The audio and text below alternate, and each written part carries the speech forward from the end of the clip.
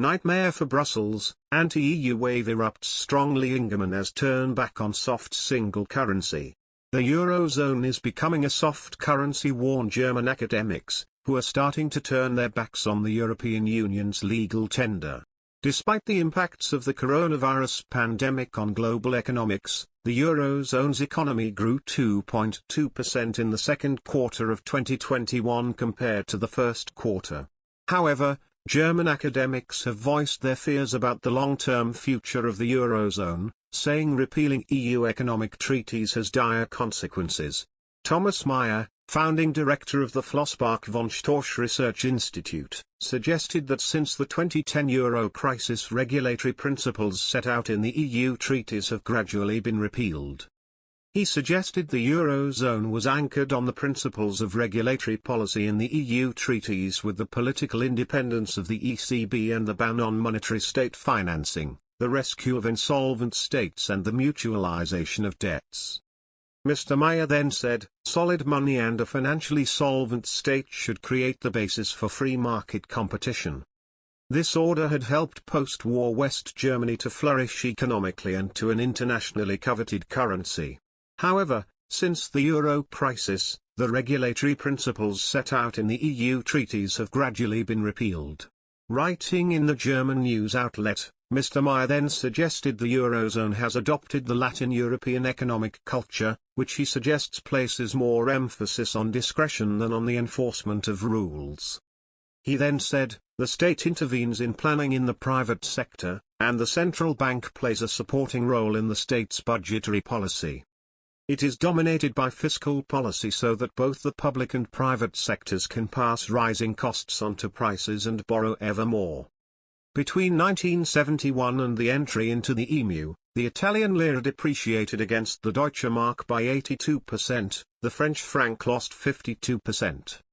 As the experience in Italy shows, the consequences for the euro area are likely to be that there are no longer any effective limits on public and private debt, the euro is mutating into a soft currency, a new lira, inflation is rising, productivity and the competitiveness of the economy will decline. Concluding his remarks, Mr. Meyer said Germany should be concerned about the Eurozone's adoption of state intervention in debt. He said, Germany will not be able to escape this and will be additionally burdened by its ambitious climate policy and the net payments to the EU. Olaf Scholz compared the mutualization of debts in the Jew Fund with the Hamilton moment in the founding history of the USA. In fact, however, it was the final surrender of German economic culture, which his predecessors wanted to anchor in the EU treaties. Muhammad Ali Nasir, Associate Professor in Economics and Finance, University of Huddersfield, also wrote for The Conversation the EU is staring down the barrel of a second lost decade. While the Eurozone is bouncing back from COVID, he noted the US and Chinese economies are both now bigger than their 2019 peaks.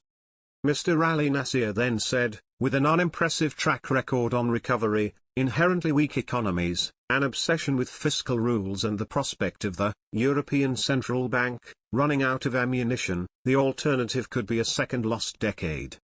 What that could do to the Eurozone and the EU, it would be better not to find out.